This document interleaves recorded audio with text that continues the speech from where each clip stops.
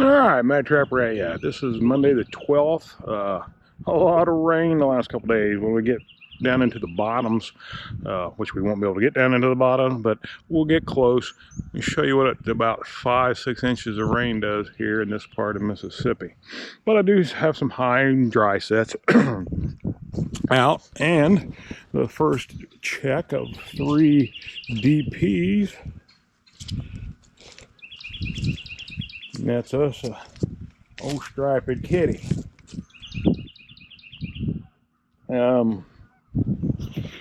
Something I do that I didn't show, and I should have, but like I say, it rained Saturday, it rained all day yesterday. I think maybe an hour and a half break we had. So I was more interested in getting things done than filming, my apologies. But when you're running DPs and you know you're going to have rain, or in other cases, if you're sitting around brush and you got mice problems still in your bait, thing you can do, especially in the rain, if you want to keep your bait nice and dry and serviceable, is you get some of these little, I think these are 8-ounce cups. You can see the water on top of there. Just little 8-ounce cups. These are paper, waxed over. You want to get them. They, biodegradable. You caught something here, it tore it up, come back next year, it'll be gone. Simply just put them over there, tap them down where they won't blow off.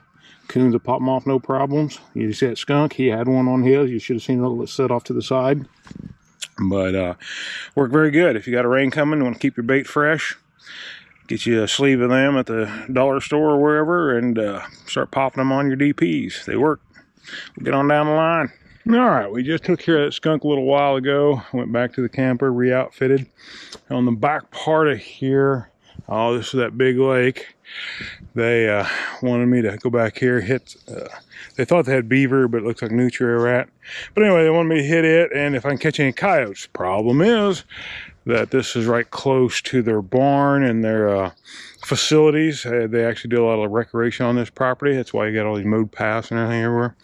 And a lot of dogs back here. So I did risk a MT bucket cubby, a little flag there. It's a standard set that I always do. Kind of worked out good utilizing these natural bamboo. Kind of made a natural walk-through set where cats would come up and go around in there. I did a couple crossover sets. We'll walk down here and have a look-see at them right quick. And then I scrounged around. It's kind of washed out now, but that was actually some fresh scat when I first came here and looked the other day. Now it's just a pile of nothing. But anyway, I scrounged around and I came up with, ended up with 3, I think, cable restraints, Missouri legal cable restraints. Unfortunately, they were fox length. I do 2 different lengths because I don't like real huge catch circles. A lot of places I snare. I want to get as many catches in it. They're not usually very long, usually in between crop changes.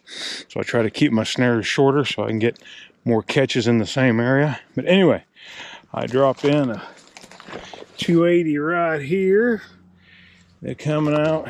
Good path going in and out on this whole levee. This path was the main path being used. They were already going underneath that stick, so that made it even better. I had to raise it about an inch or so to accommodate my trap, but they were already going under it. You got places where they're coming out here a little bit. I'm gonna say, got some otter, nutria rats, but them were the 2 main crossovers. And then get around the corner here. I'm gonna try to cable up some coyotes. I fence this side off on here.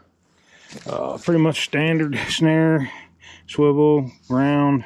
I make my own swivels, my snare swivels. Just a regular washer lock. I use gas line hosing. It's real pliable. It stretches and it don't dry rot or dry crack like a lot of other plastics do. The cable's just hanging loop, or the loop's hanging free.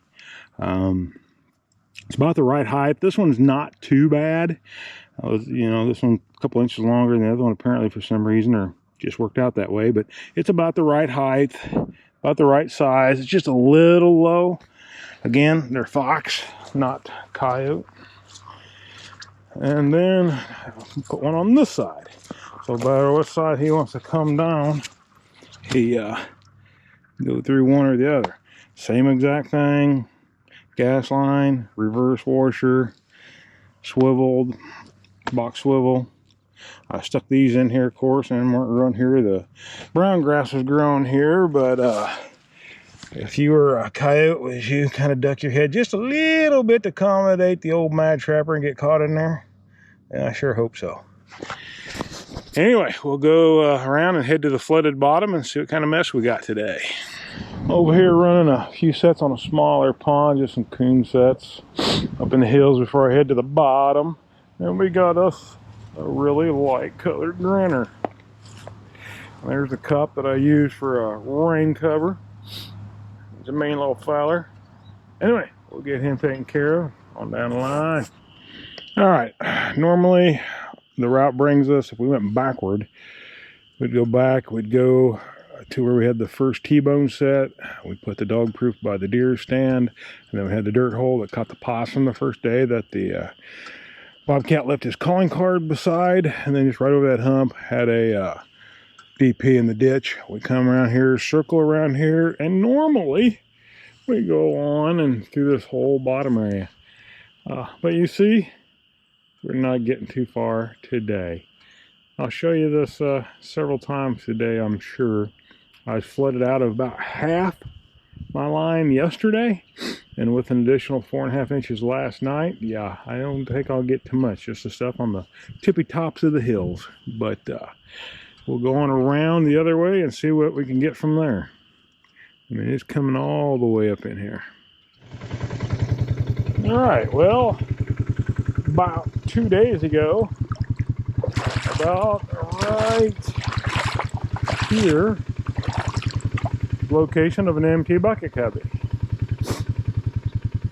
You know, it was one I stomped the drag upside down, so can't remember if it was by this bush or that one. I ain't gonna worry about it today, but the bucket, maybe I'll find it when the water goes down, who knows. But yeah, bucket washed off somewhere. We'll find the trap when this water's off of it. Good thing about this water, it goes down. You come back tomorrow, this will probably be dry. Well, not dry, but the water will be off of it. But we'll come back tomorrow and see if we can find the bucket and definitely get the trap. All right, having some working sets out in some decent areas, even when it's flooded works. This is kind of a high hill ditch. You've seen this before. We go up that hill to that little bitty pond. The very first day trapping here, we had a coon in this exact same set. And we got another one today. So we're getting a few catches, but they're all up here on the high stuff. If you go back and look at this creek before, it was barely even moving the other day. And you can see it was several feet deeper at one point in life. Anyway, we will get him out of here. Smell my boots. Get him out of here and move on down the line. Well, we just let that, got that coon out of the trap. We got it reset. Went by the little pond, didn't have nothing there.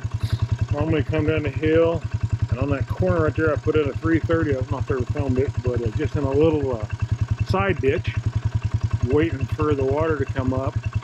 They use in ditches. This is a little more than I was figuring. Then we go around the corner and around a couple bends, and there's that first decent sized steel bridge. Caught a coon right on the bridge the other day. Up from it, had the channel set where it caught the one beaver and the one leafy channel set, and then up from it caught another beaver the day I pulled them out because of the water coming. But yeah, I still got that one set there, but and several. I got a lot of stuff underwater. Like I said, all this water will be gone by tomorrow, at least through here. It'll take probably 3 days for it to get back down in the banks, but we'll do what we can do until then. Got one little other small area I think I could go run, and that'll be it for the day. All right, we're at that crossover, Duck Lake. Water was never ever there. And then we had the 280 on the crossover trail there. First day, double on otters. Second day, double on otters. Next 2 days, well, we had nothing. Today, That set's still there. Water's actually come down to it. We're just about to the top. So that one's actually functional. Yesterday, it was still so high, they had to just cross over the top of it. But I left it alone because this one over here was still working. And you see, I'm getting my gloves on, so that must be a telltale that something's going on over here. Trap's gone. You can see the stabilizer right there. And if you look right there, there's an otter's tail. So this set, or this area between these two traps, 5th otter. We like it a lot. Get this old boy up in there. Hopefully it's a boy.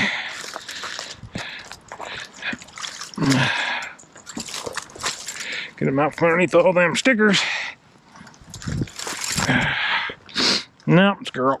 The younger one, maybe a 2-year-old, so.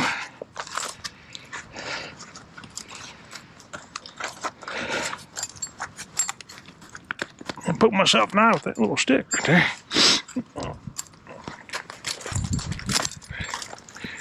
Keeps wanting to drizzle today. It wasn't supposed to do anything today. Just turned out, well, this morning it wasn't doing anything. Got out running. Started raining. I'm in my 2nd coat because I got soaked this morning. Yeah, a little girl there. Last year, maybe. Yeah. Soaked this morning. Oh, well, part of the game. Then it started getting sunny. Sun was out a little bit. And now it's clouding up and drizzling again. This front is not wanting to pass. It's alright. We'll do what we can do. The only good thing about these jobs, if I was fur trapping, I would really be distraught because I wouldn't be making no money. But because I'm paid nuisance trapping, I guess I'm getting paid one way or the other. I just like to earn it by catching stuff, but nothing I can do about it. Good Lord wants it to rain, it's going to rain.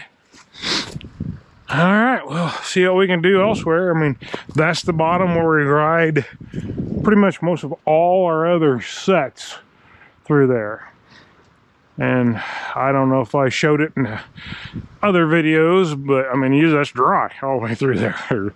Bridge on up there a little ways, forks off. But it's going to be a day or two before we get in there. Wind's starting to pick up.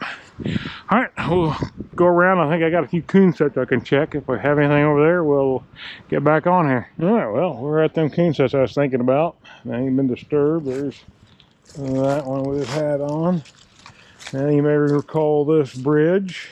This is where I filmed. I had the 3 sets. I've actually caught 2 coons there. I think I only filmed one of them, but maybe I filmed them both. Anyway, we've caught 2 coons out of that set. You can kind of see it's tore up around it. And then the 3rd set was in the bottom of the creek, down in there about 8 feet or so. So I have to get a little water out of here before I get to that one. And I don't know how well this is going to show up. See water over in the roadway there. And if it shows good, the water's all the way here. I mean, it's flooded all the way up this point. So in other words, I'm pretty much done today. So we'll head back, get a little bait of lunch, skin my otter, and call it a day. We'll see everybody tomorrow. Hopefully we'll have a little more to do.